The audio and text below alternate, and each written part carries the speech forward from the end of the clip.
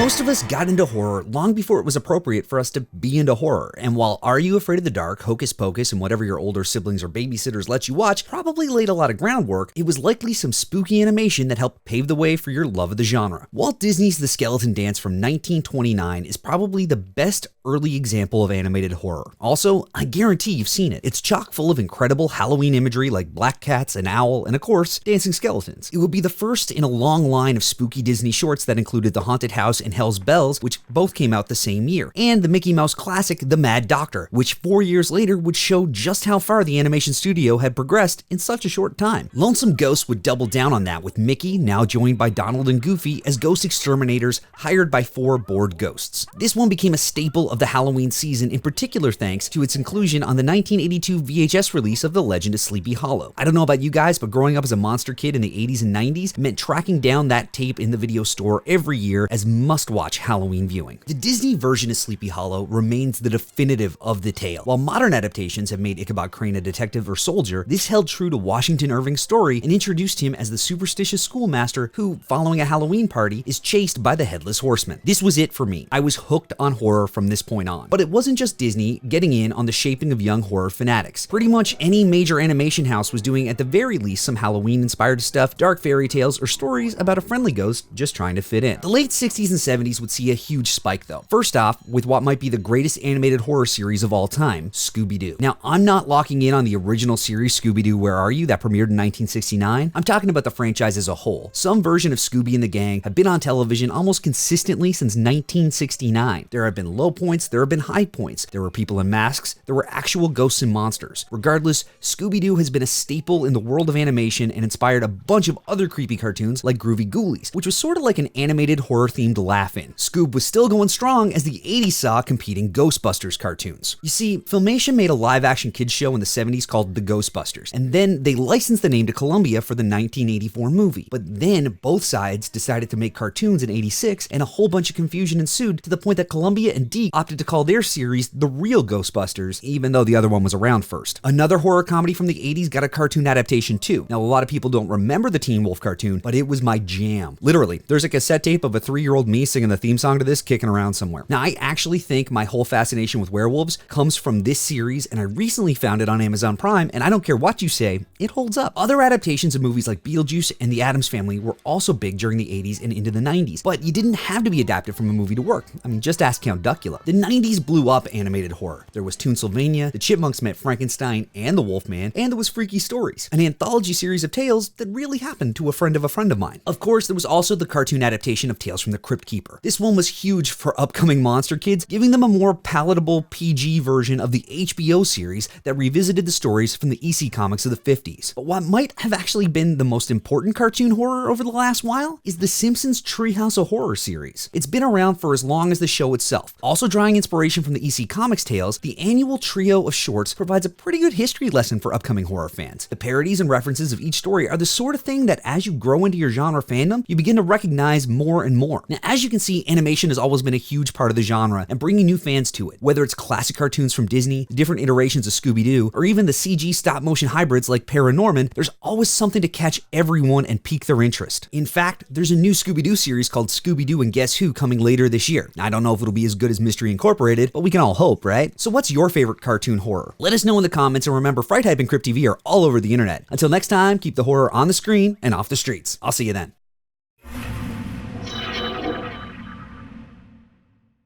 Watch new vids every Monday, Wednesday, and Friday, only on Crypt TV.